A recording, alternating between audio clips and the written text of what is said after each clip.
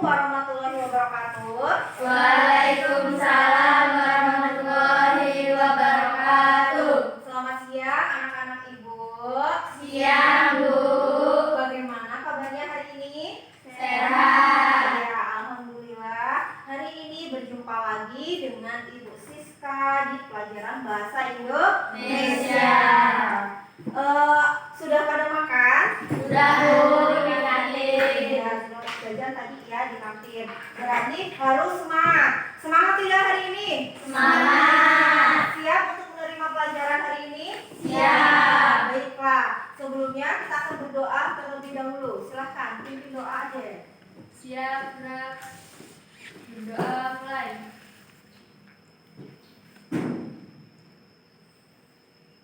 Berdoa selesai. Baik, sebelumnya Ibu akan mengecek dulu kehadiran hari ini. Hari ini tidak hadir siapa, Nak? Adik Pratama. Adik Pratama. Yang lainnya masuk semua berarti ya? Ya. Hanya Adik Pratama yang tidak hadir hari ini. Baiklah. Ibu akan memulai pembelajaran kita hari ini. Tapi sebelumnya kita akan seperti biasa tepuk, tapi bukan tepuk semangat kembali, tapi tepuk segitiga ya. Silakan berdiri. Ya, silakan berdiri semangat supaya tidak ngantuk.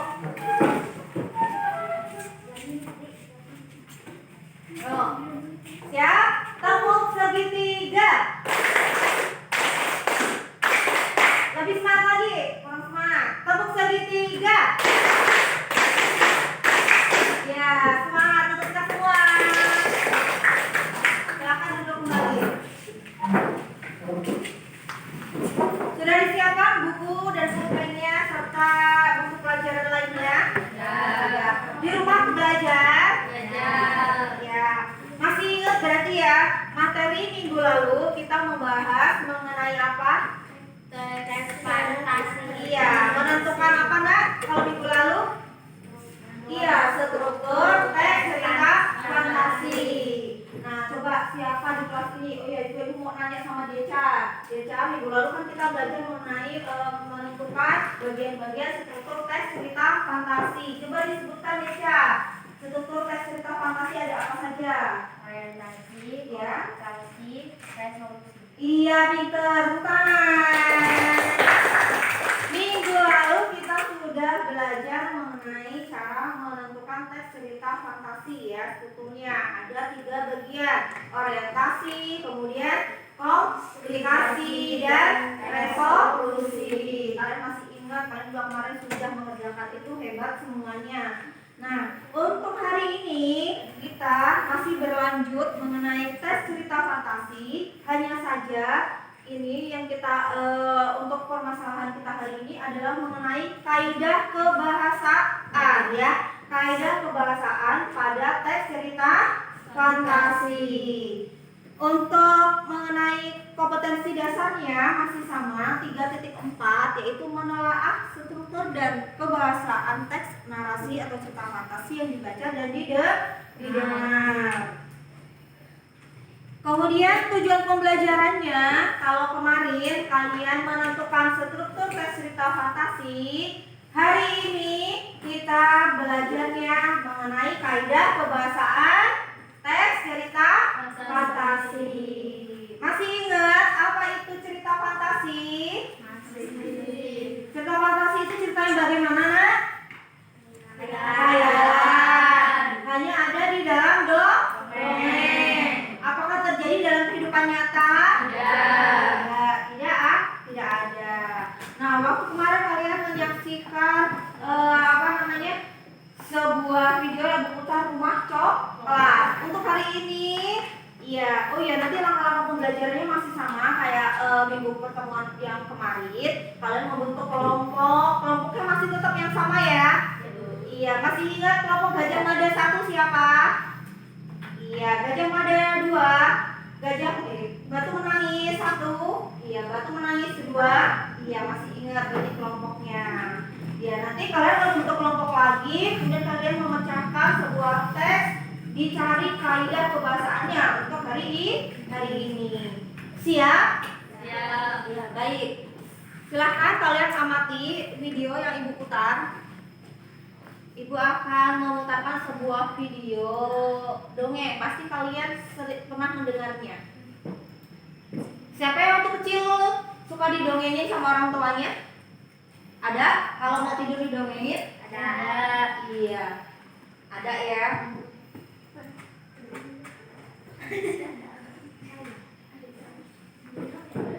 Adalah seorang janda tua yang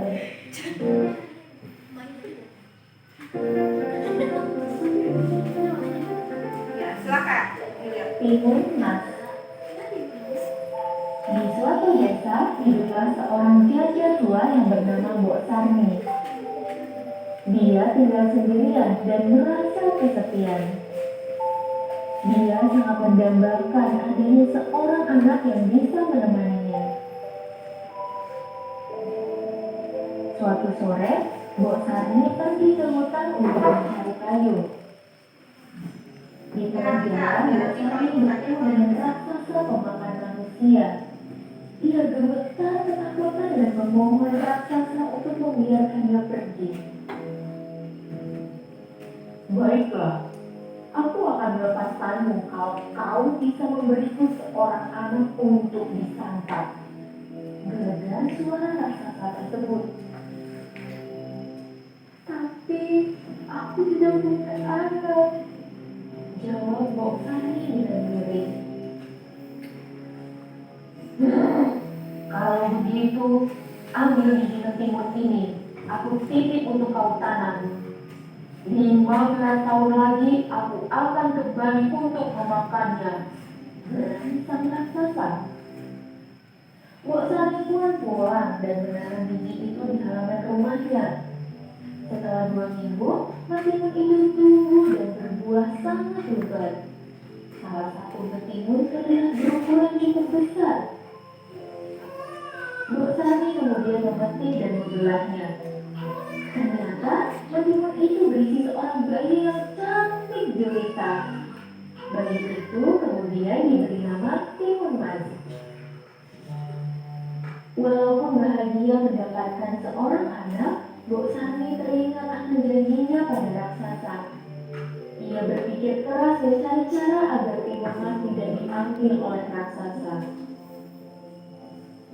Setelah mendengar tentang adanya petaka sakti, ia segera menyuruh Timun Mas untuk pergi meminta pertolongan. Oleh sang petaka, Timun Mas diberi 4 buah bungkusan kecil untuk ditaburkan jika ia dikejar raksasa. Benar saja, ketika saatnya tiba, raksasa datang menagih janjinya. Mbok Sarmi berusaha mengulur waktu agar Timun Mas bisa kabur. Menyadari hal itu, si raksasa murka dan segera mengejar Timun Mas. Pertama, Timun Mas melemparkan kantong yang berisi biji mentimun. Sungguh ajaib, timbullah mentimun yang lebat buahnya. Langkah raksasa pun menjadi terhambat karena tubuhnya terlilit batang mentimun. Lalu, dari jarum di kantong kedua, tumbuhlah pohon bambu yang sangat tinggi dan tajam. Kemudian, garam dalam kantong ketiga mengubah hutan menjadi lautan yang sangat luas. Namun, raksasa tetap saja berhasil terbebas dari hambatan dan terus mengejar Timun Mas. Ketakutan, Timun Mas pun melempar kantong terakhirnya yang berisi terasi. Dari situ terbentuklah lautan lumpur yang mendidih. Akhirnya sang raksasa terjebur di dalamnya dan mati. Timun Mas kembali ke rumah Mbok Sarmi dengan lega. Mereka pun kini hidup berbahagia. Nah, sekarang Kak. Ya, sudah? Sudah.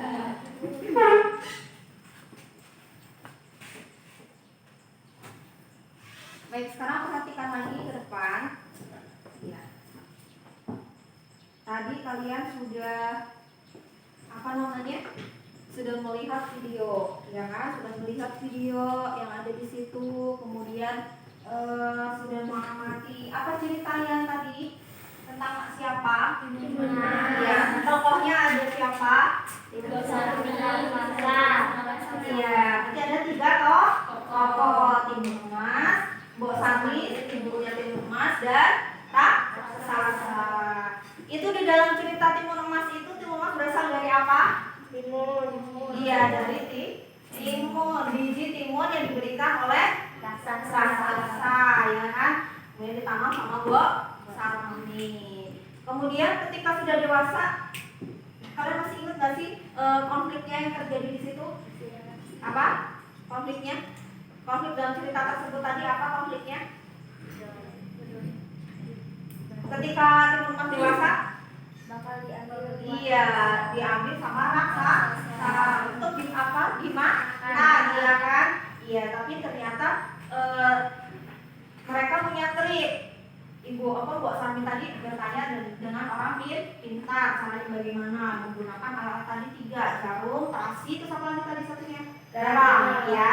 Nah, akhirnya raksasanya mati atau tidak? Mati. Iya. Kemudian resolusi akhirnya, iya, Iya, hidup bahagia. Ternyata si raksasa mati, kemudian Timunas hidup bahagia kembali lagi ke ibunya. Kalau di dalam cerita kehidupan nyata, apakah ada? Tidak ada. Apakah ada yang berasal dari Timunas? Ada. Ya, kalian berasal dari mana?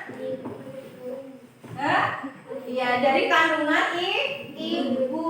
Bapak dari kandungan ibu, ya kan? Bisa. Ya, ibu mengandung 9 bulan, ya. Kan nggak ada sih cerita seperti itu. Di sekitar kita juga apakah ada? Tidak ada ya. Tidak pernah kita mendengar tiba-tiba ada bayi dari timun atau bayi dari sebuah mana, ya pasti tidak ada. Ya, cerita itu hanya cerita dongeng atau cerita imajinasi. Yes, ya, dan sama dalam pembelajaran kita hari ini masih berkaitan dengan teks cerita fantasi. Kali itu cerita yang bersifat khayalan. Nah, tetapi ini berkaitan dengan kaidah kebahasaan. Baik, sebelum melanjutkan, Ibu mau bertanya mengenai kaidah kebahasaan pada teks cerita fantasi.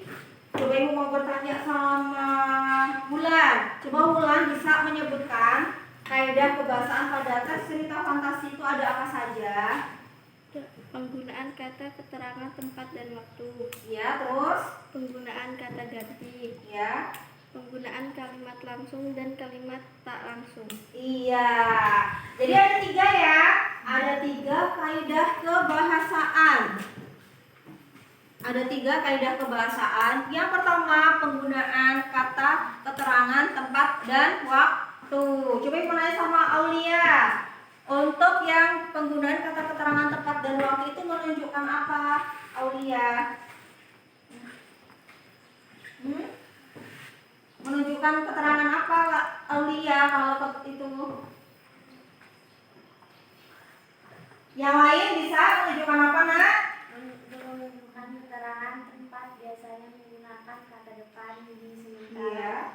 Iya, kan sudah jelas ya, Nak ya. Kadang pertanyaannya penggunaan kata keterangan tempat dan waktu. Berarti di situ menunjukkan apa? Yang menunjukkan tempat dan waktu terjadinya cerita tersebut, ya. Paham? Paham. Ya. Kemudian yang kedua, penggunaan kata ganti. Kata ganti ini banyak.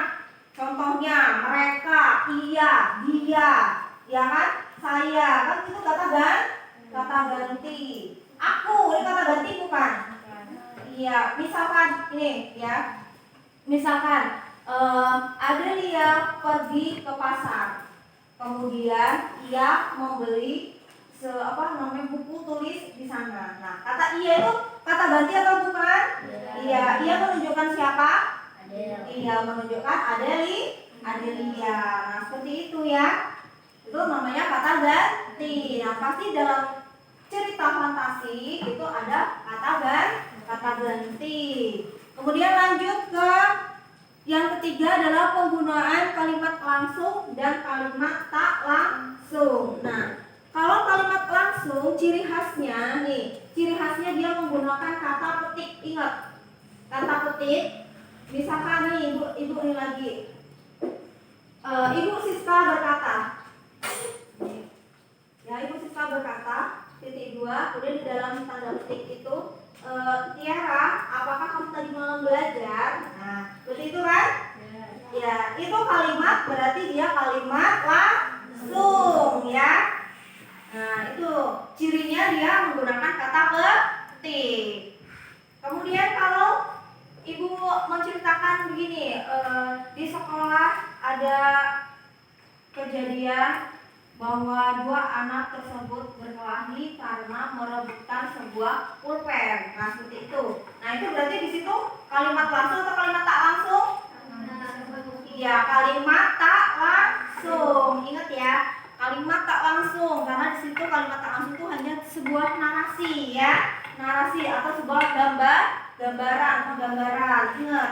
Jadi perbedaannya kalimat langsung dan kalimat tak langsung. Kalau kalimat langsung itu ada tanda petik ya, ada tanda petik. Kalau kalimat tak langsung hanya sebuah penggambaran atau narasi. Jelas sampai di sini mengenai kaidah kebahasaan? Iya, jelas. Ada yang ingin bertanya? Iya, berarti jelas ya. Baik, kalau jelas, coba Ibu mau bertanya sama Fadila. Kalau ciri khas tadi untuk kalimat langsung tadi, ciri khasnya apa Fadila? Menggunakan apa Fadila? Ciri khasnya iya, menggunakan tanda petik. Betul, menggunakan tanda petik. Luciana, kalau Luciana coba, kalau ciri khasnya kalimat tak langsung, apakah ada tanda petiknya? Tidak, karena dia hanya sebuah apa? Iya, narasi. Paham ya berarti anak-anak? Iya. Kalau nanti Ibu mau minta kalian untuk mengerjakan LKPD bisa ya? Ya, berkaitan dengan kaidah kebahasaan. Baik, kalau begitu sekarang kamu perhatikan, masih ingat cerita Dunia Manisan yang pernah kalian baca? Iya, pada pertemuan minggu lalu. Ini Ibu tetap menggunakan teks ini, Dunia Manisan. Baiklah, sekarang coba dibaca dulu. Sebentar ya, 1 menit untuk membaca. Biar kalian lebih ingat kembali.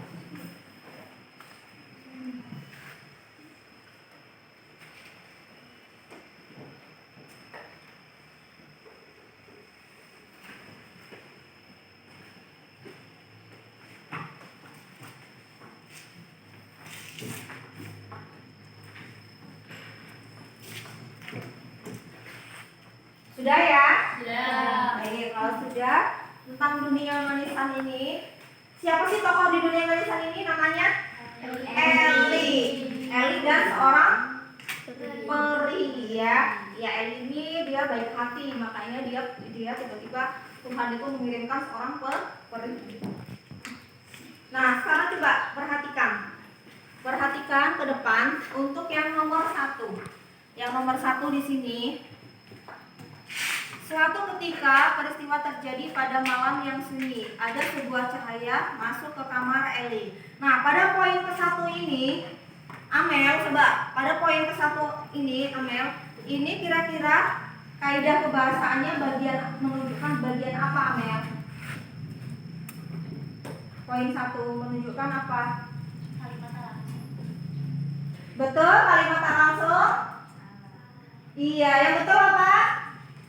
Ayo, ada teman-teman yang lain bisa menunjukkan apa kalau yang 1 itu di situ kan ini terjadi pada malam yang sunyi. Kemudian ada sebuah cahaya masuk ke kamar. Berarti menunjukkan apa?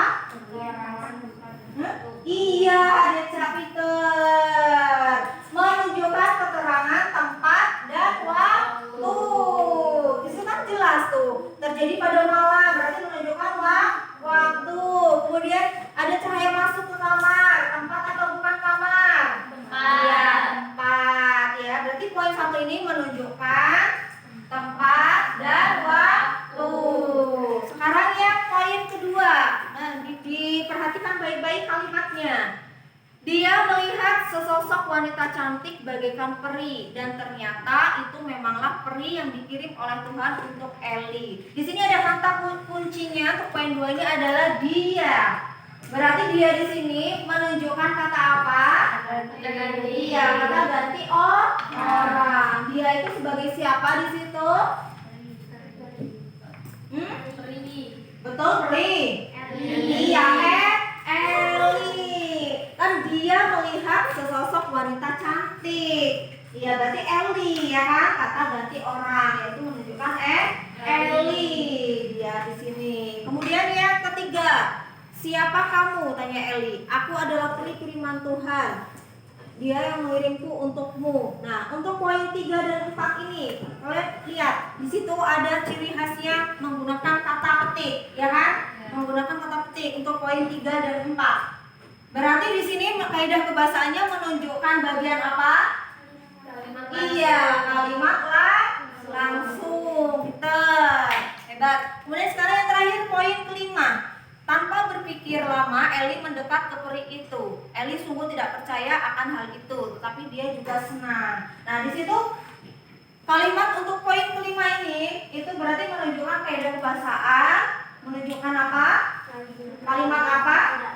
Iya, kalimat tidak langsung atau kalimat tak langsung. Sampai di sini paham, nak? Paham. Iya. Ada yang belum bertanya? Tidak, berarti kalian sudah paham semua ya? Iya, mengenai kaidah kebahasaan tadi. Baiklah, sebelum kalian mengerjakan LKPD, ini permasalahan yang akan diberikan. Nanti masih berkaitan sama mengenai belajar dengan Gajah Mada dan Batu Menangis. Teksnya masih sama seperti teks kemarin, tetapi kalian hanya mencari kaidah kebahasaannya apa. Di teks ini kamu cari yang menunjukkan tempat dalam waktu itu kalimat apa, kemudian yang menunjukkan kata ganti orang itu yang kalimat bagaimana, kata kalimat langsungnya juga yang bagaimana, dan kalimat tidak langsungnya bagaimana. Jelas? Ya. Baik, kalau begitu sekarang silakan kalian membentuk kelompok. Sekarang duduk berkelompok. Kelompoknya masih seperti kelompok yang pada pertemuan pertama.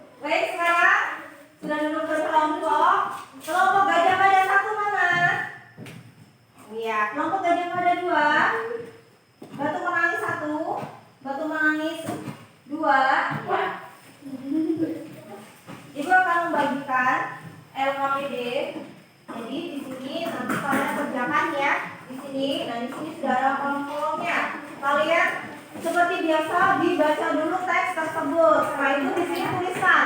Untuk keterangan tempat dan waktunya kalimatnya apa? Kata ganti orang, kalimat langsung dan kalimat tak langsung.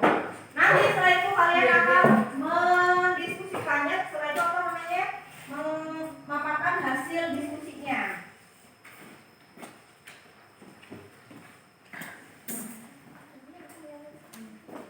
Dikerjakan secara berdiskusi ya. Jangan lupa ditulis nama kelompoknya. Ayo silakan. Iya. Secara berkelompok.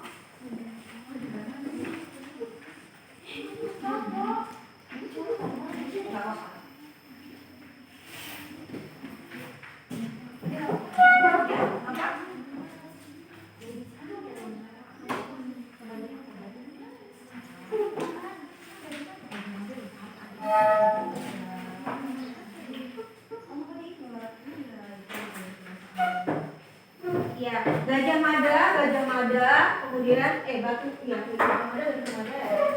Kemudian ini batu menangis.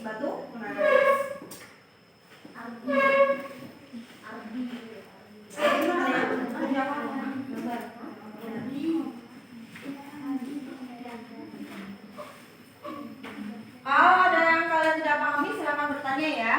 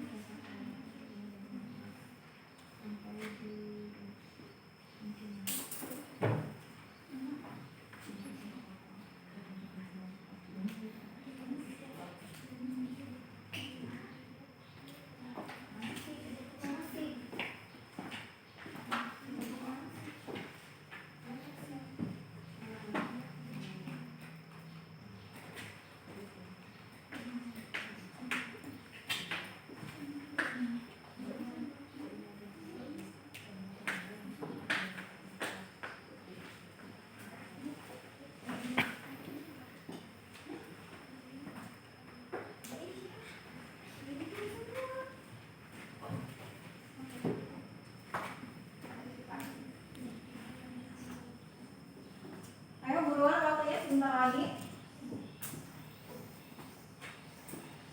1 menit lagi ya, Nak.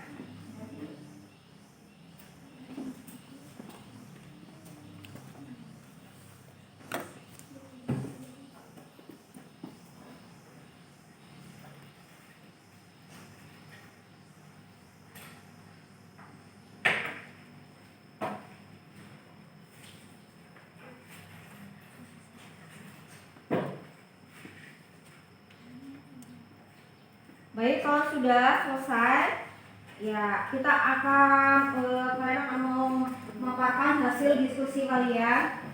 Sudah siap? Siap ya? Baik, dimulai dengan batu menangis 2.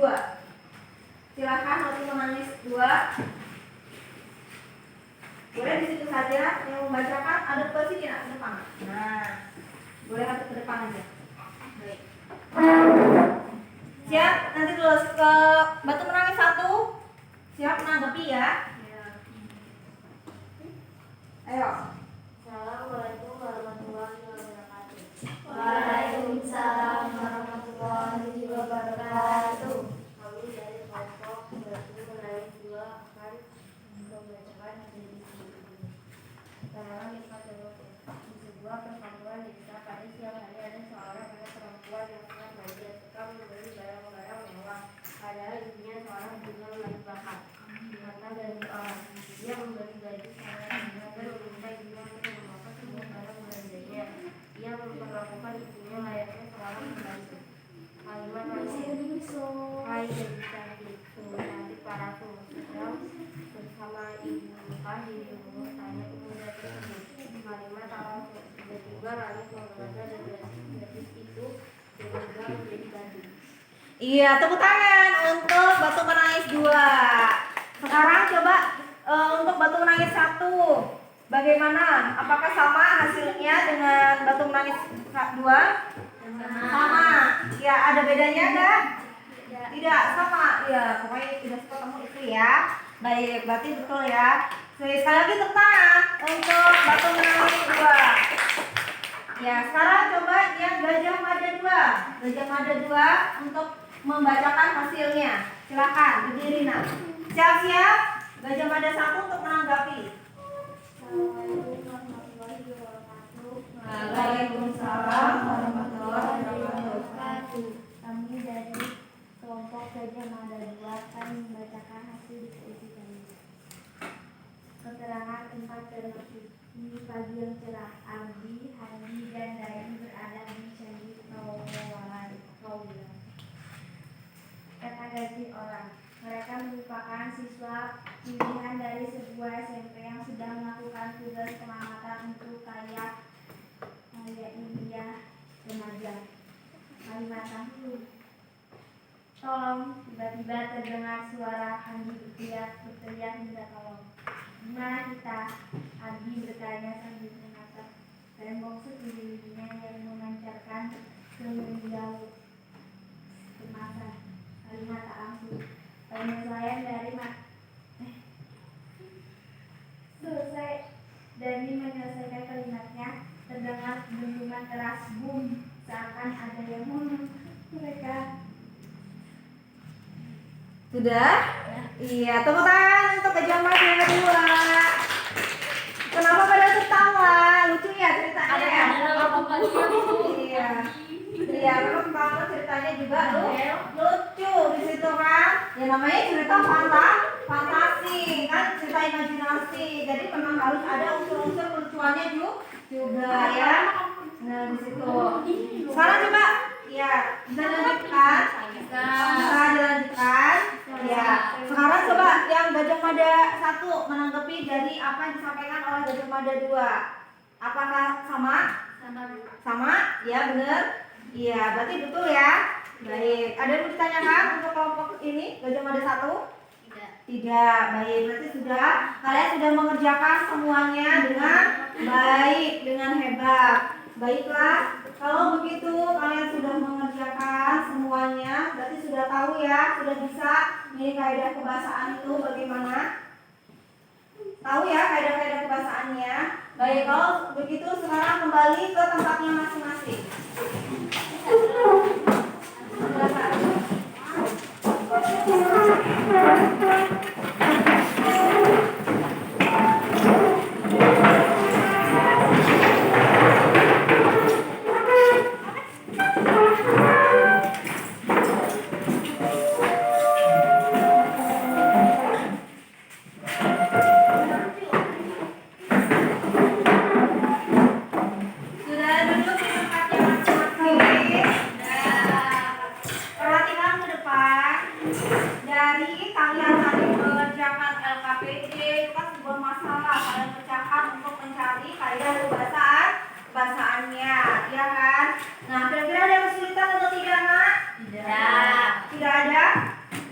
bisa? Nah, baik, kalau bisa, kira-kira untuk pembelajaran kita hari ini apa sih kesimpulan yang bisa kita dapatkan untuk pembelajaran kita hari ini? Apakah kesimpulannya? Dalam menemukan saja dalam masalah cerita fantasi terdapat 3 bagian, yaitu penggunaan kata keterangan dan waktu, penggunaan kata ganti, penggunaan kalimat langsung dan kalimat langsung. Iya, jadi kesimpulan yang kita dapatkan pada pembelajaran hari ini bahwa dalam menentukan atau menelaah kaidah kebahasaan pada teks cerita fantasi itu ada 3 bagian, yaitu penunjukan kalimat, tempat, dan waktu, ya kan? Kemudian penggunaan kata ganti, kemudian penggunaan kalimat langsung dan tak langsung. Kira-kira menyenangkan tidak pembelajaran kita hari ini? Menyenangkan? Iya, kalian paham? Paham. Baik, asik atau tidak pembelajaran kita hari ini? Asik, apalagi berkaitan dengan imajinasi. Iya, kalau hayalan juga bisa kita tuangkan lewat cerpen juga bisa ya nak ya. Ini kan mirip seperti kayak kita membuat cerpen ya, cuman hanya saja ini sifatnya imajinasi. Berkaitannya dengan tokoh-tokoh yang tidak ada dalam dunia nyata, misalnya unsur dewa, kemudian peri, kan itu benar-benar tidak ada dalam dunianya nyata.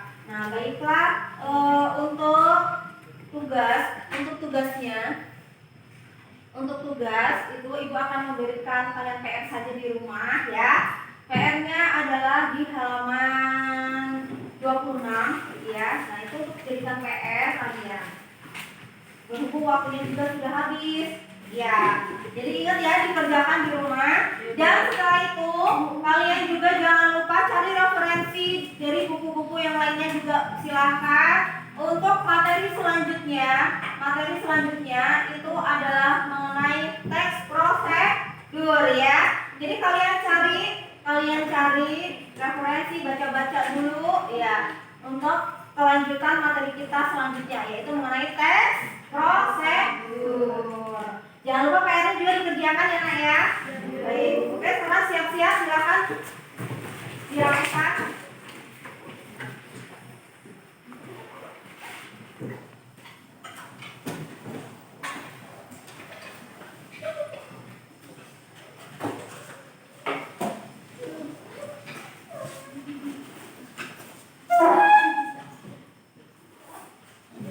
Ya, silakan. Silakan ditutup dengan doa dulu. Doa dulu deh. Siap, gerak. Doa mulai. Yes.